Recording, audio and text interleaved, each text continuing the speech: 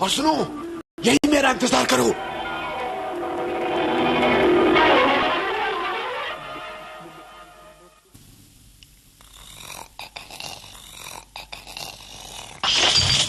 ये क्या है? शायद हमारे घर में चोर घुस आए। हे राम, अब मैं क्या करूं? हे राम, आशा के बापू को जगाऊं, लेकिन मेरी जुबान तुम्हारे डर के खखला रही है। आशा के बापू को देखो, जैसे घोड़े बेचकर सो रहे हैं। अब आशा के बापू, ये आशा के बापू, ए वकील साहब, ओ सुनो, ओफो, अरे जरा इधर तो देखो, अरे अंदर क्या हो रहा है? हे राम, ये तो बिल्कुल नहीं सुनते। अब क्या करूं? भगवान जाने आशा बेटी का क्या हाल है। अकेली है वो अपने कमरे में। अजी वकील साहब, ये आशा के बापू, ओफो, वो इधर देखो, देखो तो अंदर क्या हो रहा है। ओफो, उधर करवट बदली और इधर तो देखो। कौन है? हाय राम, अरे सुनो, क्या है? मैं कहती हूँ तब उठोगे जब सब कुछ लुट जाएगा। आशा के बापू। अरे कौन है? अजय, मैं हूँ नीलिमा। ओफो, उठो, पर जरा आहिस्ता से। तुम नीलिमा? हाँ, मैं नीलिमा। लेकिन तुमने मुझे जगाया क्यों? मैं कहती हूँ जरा आहिस्ता बोलो, भगवान के लिए आहिस्ता बोलो। देखो ना मेरी क्या हालत हो रही है। मेरा तो दिल डूबा जा रहा है। तुम्हारा दिल क्यों डूबा जा रहा है? ओहो, मैं कहती हूँ आहिस्ता बोलो। क्यों आहिस्ता से क्यों बोलूं? तो तुमने मुझे गहरी नींद से जगा दिया, सपनों की दुनिया से बाहर निकाल दिया और मैं आहिस्ता बोलूं? वकील साहब, ये जिरा करने का वक्त नहीं है। कान खोल के सुनो, हमारे घर में चोर घुस आए हैं और वो उधर उस कमरे में कीमती सामान और माल मत्ता पैक कर रहे हैं। क्या कहा? अजी, हमारे घर में चोर। चोर? हे राम, ये तो फिर चादर तान के सो गए। अब मैं क्या करूं? किस डरपोक से पाला पड़ा है मेरा। आशा की माँ, ये बताओ, ये चोर यहाँ क्यों घुस आए? ओफो, अजी मुझसे क्या पूछ रहे हो? उन्हीं से जाकर पूछो ना। हे चोर महाराज, तुम मोहन चंद वकील के घर में क्यों घुस आए? डरपोक कहीं के। मैं क्या करूं? ले जाने दो सब कुछ लूट कर। तुम पड़े बिस्तर में ऐंठते रहो। नीलिमा, तुम उठकर शोर मचाओ, ये खुद ब खुद भाग जाएंगे। मैं उठकर शोर मचाऊं और तुम चादर ओढ़कर सो जाओ। ओफो, कैसे मर्द हो तुम भी। आशा की माँ, तुम जैसी डरपोक औरत मैंने आज तक नहीं देखी। क्या कहा? मैं डरपोक हूँ? अजी, तुम बड़े शेर दिल हो। चादर को ठीक से तान लो। अच्छा सुनो। हाँ बोलो। आशा को आवाज दो, वो जाग जाएगी और चोर भाग जाएंगे। ओफो, मेरा तो डर के मारे दिल बैठा जा रहा है। मेरे मुंह से आवाज भी नहीं निकल रही है। तुम्हारा दिल बैठा जा रहा है तो बैठ जाने दो, बैठ जाने दो। क्या कह रहे हो? अगर इस हालत में तुम्हें कुछ हो गया ना, तो मैं उन सबको अदालत में खींच कर सजा दिलवाऊंगा। खींच कर सजा दिलवाऊंगा। जाने से पहले वो जैसे तुम्हारे पास आएंगे और ये कहने के लिए कि वकील साहब, हम ये माल ले जा रहे हैं और अगर हमें सजा दिलवानी है तो इस पते पर संपर्क करना है? अरे हाँ, ये बात तो तुमने पते की बताई। ओ जी, क्या पते की बात कह दी मैंने? यही कि तुम मुझे धोखा दे रहे हो। अजी, धोखा? हाँ। क्या कह रहे हो तुम? पर मैं कहती हूँ आहिस्ता। क्यों आहिस्ता से क्यों बोलूं? तुमने मुझे समझ क्या रखा? अरे तुम तो। अजी, आशा के बापू, जरा आहिस्ता बोलो, वो सुन लेंगे। कौन सुन लेगा? क्या सुन लेगा? इस घर में कोई गैर नहीं सिवाय एक बिल्ली के। क्या कहा? बिल्ली? हाँ, बिल्ली। ये तुम क्या कह रहे हो? वही जो तुम सुन रही हो। मैंने तुम्हें 1000 बार नींद से जगाने से मना किया, लेकिन तुम हर बार बिल्ली को चोर समझकर मुझे जगाती हो। ये एक धोखा नहीं तो और क्या है? तो क्या ये बिल्ली है? अरे बिल्ली नहीं तो और क्या है? ओफो, मुझे तुम्हारी बातें समझ में नहीं आ रही हैं। आएंगी भी कैसे? रातों को जाग जाग कर तुमने अपनी सेहत को खराब कर दिया है। मैं जानता हूँ तुम्हारी रातों की नींद क्यों हराम हो चुकी। ये क्या कह रहे हो तुम? मेरी नींद क्यों हराम हो चुकी है? इसलिए कि तुम्हें आशा बेटी की शादी की फिक्र सवार है और उसकी शादी के बारे में मेरा फैसला तुम्हें पसंद नहीं, लेकिन मैं कह देता हूँ कि मेरा फैसला आखिरी और अटल है। मैं अपनी बेटी की शादी न सिर्फ शाहाना तरीके से करूंगा, बल्कि उसमें भी एक रिवायत कायम करूंगा। कौन सी रिवायत? अजी मैं भी तो जानूं। सुनो और कान खोल कर सुनो। हाँ बोलिए। कल सुबह सवेरे जब रोशनी की आमद हो, हाँ। मैं रोज की तरह मंदिर जाऊंगा। ठीक है। मंदिर के गेट पर जो शख्स मुझे सबसे पहले मिलेगा, उसी के साथ में अपनी बेटी का ब्याह कर दूंगा। हे राम, ये तुम क्या कह रहे हो? जो तुम सुन रही हो। लेकिन ये कैसे हो सकता है? क्यों नहीं हो सकता? ये एक राजा का फैसला है और मैं इस घर का राजा हूँ। लेकिन अगर तुम्हें वहाँ पर कोई ऐसा वैसा आदमी मिल गया तो? ऐसा वैसा से तुम्हारा क्या मतलब? मेरा मतलब है अगर तुम्हें वहाँ पर कोई आवारा, बदमाश, चोर या डाकू मिल गया तो? तो मैं उसे यहाँ ले आऊंगा। न सिर्फ उसे अपना दामाद बनाऊंगा, बल्कि अपनी विरासत का हकदार भी बनाऊंगा। तुम ये क्या कह रहे हो? तुम्हारा दिमाग खराब तो नहीं हो गया? ये तुम अपनी लाडली बेटी का विवाह एक ऐसे आदमी से करोगे जो...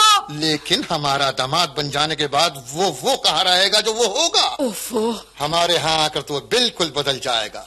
यहाँ आकर उसे वो सब कुछ मिलेगा जिसका उसे वहम गुमान भी नहीं होगा। लेकिन अगर वहाँ पर तुम्हें कोई शादीशुदा मिल गया तो? शादीशुदा होगा तो उसे दूसरी बीवी मिलेगी। हे राम, तुम्हारा तो दिमाग खराब हो गया है।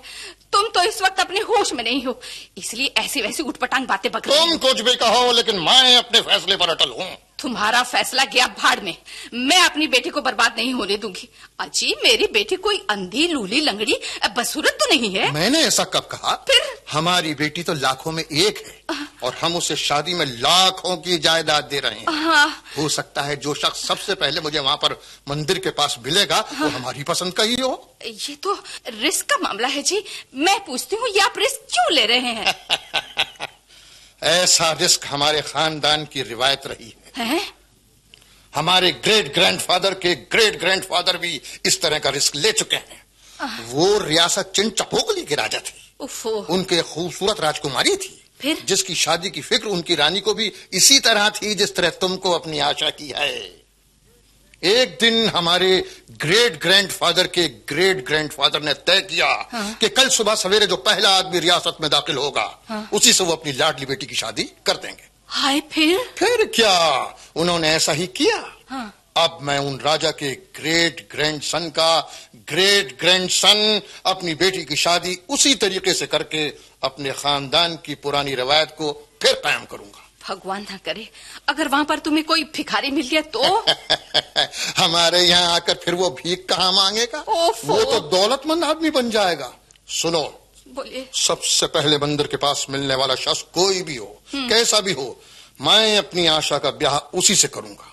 सिर्फ एक सूरत में मिलने वाले के साथ मेरी बेटी का ब्याह नहीं होगा। कौन सी सूरत में? अगर मिलने वाला मर्द नहीं बल्कि औरत हो तो। लेकिन मैं पूछूं, ऐसा तुम क्यों करना चाहते हो? मजबूरी है। हैं?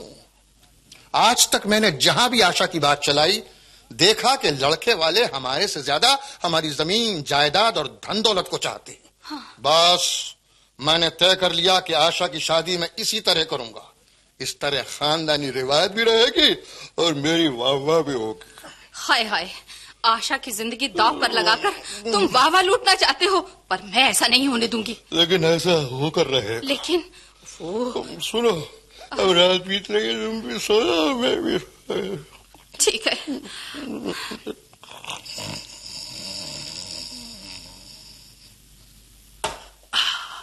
अर्जुन, आ गए तुम? यार इतनी देर तक क्या कर रहे थे? क्या कुछ हाथ नहीं लगा? अरे हाथ तो बहुत कुछ लगा, पर समझो कुछ नहीं लगा। क्या वो जाग गए थे? वो जाग गए, पर जाग कर भी नहीं जागे। क्या तुम्हें सचमुच कुछ भी हाथ नहीं लगा? अरे हाथ तो बहुत कुछ लगा दोस्त, लेकिन वो अपनी जगह पर वापस रखना पड़ा। क्यों? वो इस वक्त नहीं, कल बताऊंगा। यार तुम साफ साफ क्यों नहीं कहते? बात क्या है? मेरे ख्याल में ये चोरी का काम अब मुझसे हमेशा के लिए छूट रहा है दोस्त। ओह, ये बात है। तो तुम अंदर से पारसा बनकर बाहर आए हो। कुछ ऐसा ही समझो यार। चलते हैं।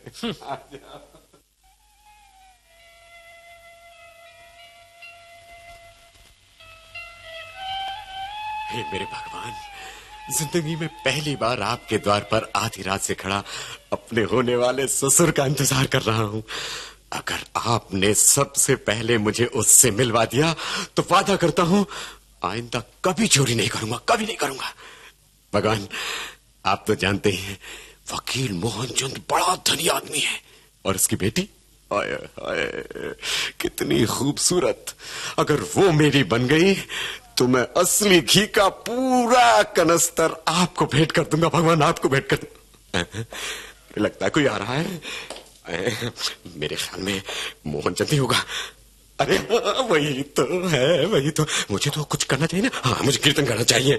हाँ, ताकि वो समझे कि मैं बहुत बड़ा भक्त हूँ। करूँ? हाँ। हरे राम हरे कृष्ण हरे कृष्ण। मैं हूँ। नमस्कार। नमस्कार जी। आज पहली बार मैंने तुमको यहाँ देखा। कौन हो तुम? जी पहली बार? हाँ, पहली बार। वो क्या हुआ कि रात को भगवान ने सपने में मुझे अच्छा, मैं समझ गया। तुम्हारी प्रार्थना स्वीकार हो गई। जी, वो मैं समझा नहीं। कोई बात नहीं।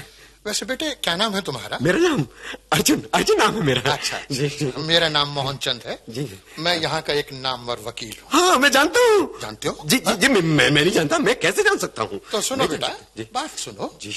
मुझे तुमसे काम है। अगर चाहो तो आज सवेरे का नाश्ता तुम मेरे यहाँ करो। जरूर जरूर।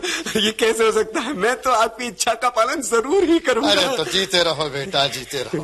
देखो, जरूर आना। मेरी धर्म पत्नी तुम्हें देखकर बहुत खुश होगी और मेरी मुराद भी पूरी होगी। नमस्कार जी। नमस्कार। आशा बेटी, दरवाजा खोलना, देखो कौन आया है। शायद दूल्हा आ गया। अरे अर्जुन, नमस्कार जी। आओ बेटा, इधर आओ। इनसे मिलो। ये हैं आशा की माँ नीलिमा। नमस्कार माँ जी। जीते रहो बेटा। बैठो, हम तुम्हारा इंतजार कर रहे थे। आशा बेटी, जरा नाश्ता भेज देना, और हाँ, नाश्ते से पहले मिठाई भी। अरे बेटा, जरा जल्दी करो। हाँ। अरे बेटा, तुम शर्मा क्यों रहे हो? ठीक से बैठो ना। ये तुम्हारा अपना ही घर है। मैं तो कब से तुम्हारा इंतजार कर रहा था। सोच रहा था ना जाने तुम आओगे कि नहीं। जी, ये कैसे हो सकता है? आप बुलाएं और मैं नहीं आऊं, कैसे हो सकता है? भगवान तुम्हें खुश रखे। जिस बात का मुझे डर था वो तुम्हें देखकर दूर हो गया। नीलिमा, लगता है वो भी आ गए। मैं जरा अभी आया।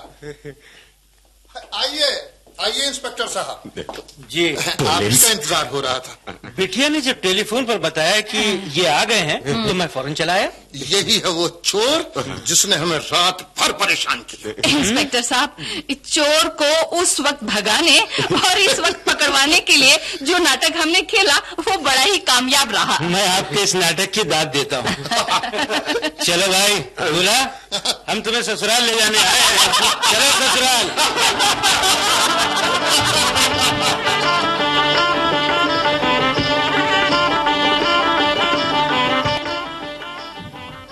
शबनम कय्यूम की लिखी नाटिका दुल्हा चला ससुराल आप सुन रहे थे हवा महल में। निर्देशक गंगा प्रसाद माथुर। अब आज का हवा महल कार्यक्रम समाप्त होता है।